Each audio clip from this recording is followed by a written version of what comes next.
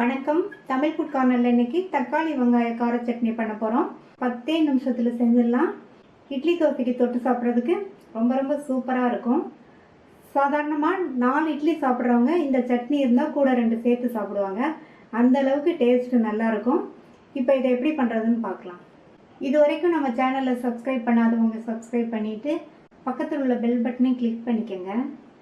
இந்த மிக்ஸி ஜாரில் கட் பண்ண 2 பெரிய தக்காளி பழம், 15 சின்ன வெங்காயம். தக்காளி பெரிய சைஸ் தக்காளிங்கிறதுனால 2 சேர்த்துருக்கேன். தக்காளி கொஞ்சம் சின்னதாக இருந்தால் நீங்கள் 3 சேர்த்துக்கோங்க. 2 காஷ்மீர் மிளகாய், 1 காஞ்ச மிளகாய், 5 பூண்டு, 1/4 டீஸ்பூன் சீரகம், 1 டீஸ்பூன் தனி மிளகாத்தூள். இது கூட தேவையான அளவு உப்பு.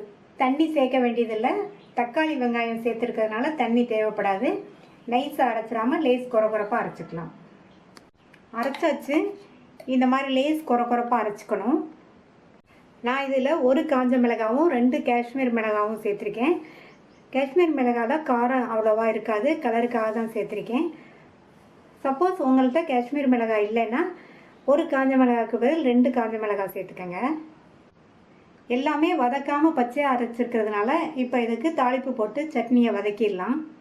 இந்த பேனில் 2 டேபிள் ஸ்பூன் நல்லெண்ணெய் சேர்த்து எண்ணெய் சூடாயிடுச்சு. அதில் 1/2 டீஸ்பூன் கடுகு, 1/2 டீஸ்பூன் உளுத்து.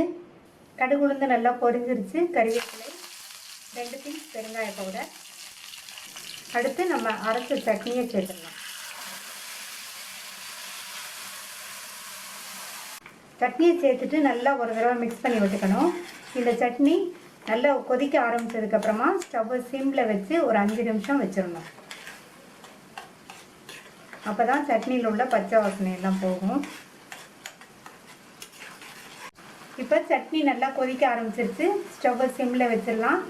ஒரு 5 நிமிஷம் நல்லா கொதிச்சிட்ருக்கட்டும். இந்த சட்னியில் நான் வெல்லம் சேர்க்கலை. நீங்கள் விருப்பப்பட்டீங்கன்னா ஒரு சின்ன பீஸ் வெல்லம் இந்த ஸ்டேஜில் சேர்த்துக்குங்க.